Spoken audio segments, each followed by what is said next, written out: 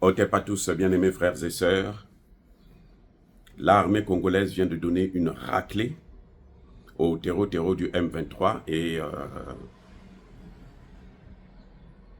ceux de Kagame qui font partie, d'ailleurs le M23, dans la localité de Mombasa. Mombasa, c'est une partie de Lubero. C'est à 60 km de Lubero centre et à 100 km de Butembo. Ils ont fait le travail. Je parle de ça avec tristesse. Je suis triste. Je suis content pour les populations de la zone de Mombasa. Mais je me dis, c'est pour combien de temps? C'est la question qu'il faut se poser. Ils vont prendre Mombasa là. Pour combien de temps? Ils nous ont fait la même chose avec Goma. Ils nous ont fait la même chose avec Nyiragongo. Ils nous ont fait la même chose avec Bukavu. C'est la même chose. Ils viennent, ils avancent, ils avancent, ils avancent, ils avancent. Après, ce sont les premiers à quitter et laisser les Rwandais. C'est comme si, en fait, les soldats congolais eux-mêmes préparent le terrain pour les terreaux. Ce sont les Congolais qui les attirent, qui leur donnent plus d'espace.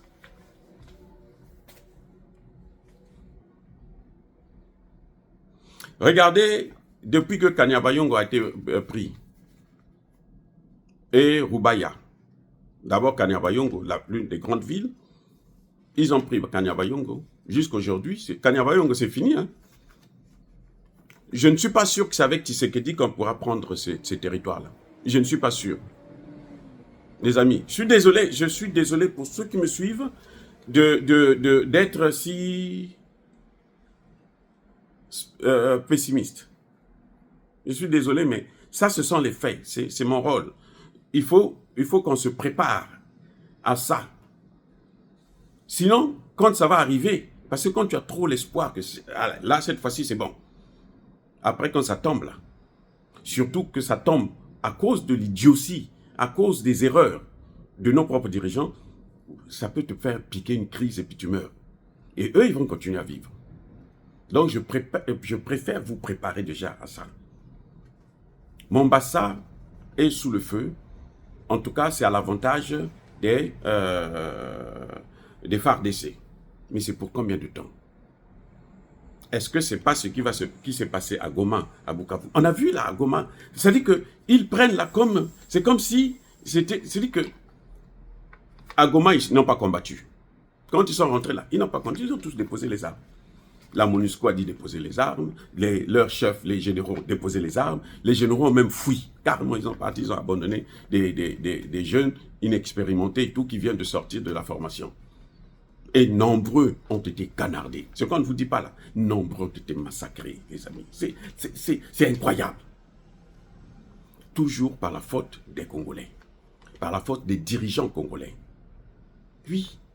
Et puis, ils se jettent la balle. Non, la décision est venue de Kinshasa. Non.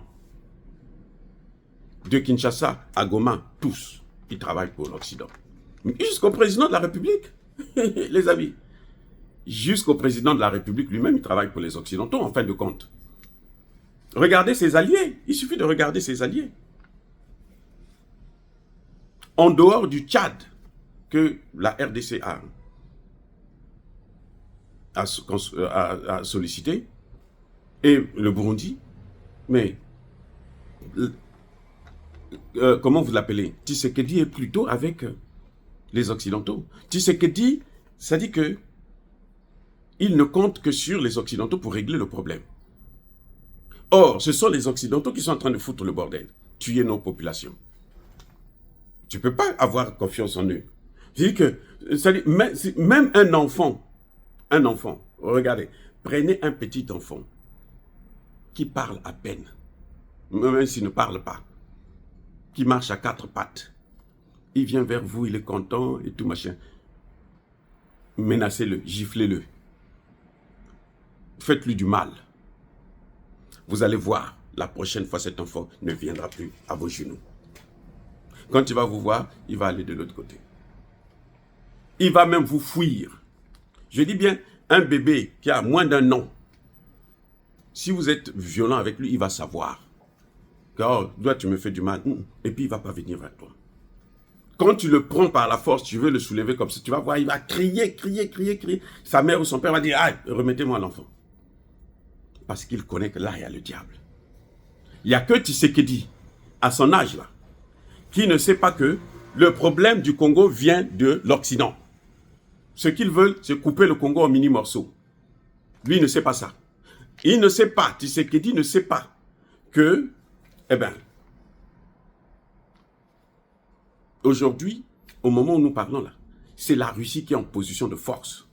Ce sont les Américains qui courent après la Russie pour qu'ils puissent s'entendre avec la Russie. Parce qu'ils savent que les BRICS là, c'est une force. Ils ont vu comment la Russie a pris les BRICS là en main. Donc la Russie, la Chine, ils veulent casser la Russie, ils veulent s'allier à la Russie pour décourager les Chinois. Et la Russie demande plus. Et c'est le moment où on devrait se rapprocher des Russes. La Russie n'a pas peur des États-Unis. Les États-Unis ont peur de la Russie parce que les Russes les ont battus militairement. Les États-Unis, ce qu'ils sont en train de chercher, c'est être bien avec la Russie pour avoir le temps de se rattraper le retard qu'ils ont sur le plan militaire et puis reprendre la guerre contre la Russie. Mais les Russes savent ça. Vous croyez que les Russes vont arrêter?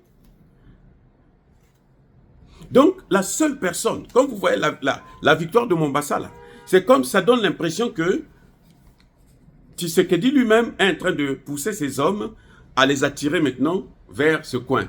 Vous allez entendre d'ici quelques jours, Mombasa est tombé. Donc, il ne fallait pas faire la guerre. Il fallait laisser les populations tranquilles, s'adapter à leur nouveau maître. Puisque c'est ce que vous voulez. Laissez-les. Ceux qu'on va tuer, bon, ils vont pleurer, pleurer, puis après, bon, les autres vont chercher soit à fuir, on va remplacer avec les Rwandais.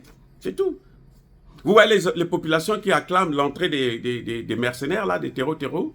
Ce ne sont pas des Congolais pour la plupart. Ce sont des Rwandais qui sont venus. Pendant 30 ans, ils ne font que ça. Remplacer les populations, remplacer. Donc cette partie-là, en fait, il y a presque plus de Congolais. Il y a très peu de Congolais maintenant. On les tue, on les envoie dans des camps de réfugiés. Les Rwandais viennent, ils prennent leurs maisons et tout. Ils sont installés tranquilles. Au su et comment on dit ça? Au vu et au su de tout le monde. Tout le monde le sait. Donc là, on est en train de voir encore à Butembo la prochaine étape d'échec de l'armée congolaise, Mombasa. Et là, ça veut dire qu'ils veulent prendre toute la localité de Butembo. Le Lubero Centre, ils veulent prendre ça. Les Rwandais. Donc les Congolais les amènent. Parce que Tshisekedi ne prend pas la bonne décision. C'est tout. Parce que Tshisekedi ne peut pas dire, bon, je veux changer de partenaire. On a vu l'exemple au Mali, au Burundi, au Centrafrique, au Tchad et tout. Lui ne veut pas. Vous voyez maintenant, le Burundi se retire parce que Tshisekedi fait plutôt confiance à l'Ouganda. Si Tshisekedi fait confiance à l'Ouganda, c'est que vraiment il a un problème, là, les gars. Mentalement, il a un problème. Je suis désolé, mais on le voit. Comment peut-il faire confiance à l'Ouganda? Il ne fait pas confiance à ses propres militaires parce qu'il ne veut pas enlever la pourriture, les tomates pourries qui sont au sein de l'armée. Il a peur de ça, ok, il est en train de balkaniser le Congo. Tshisekedi portera la lourde responsabilité d'avoir achevé le processus de balkanisation du Congo. Fin de citation.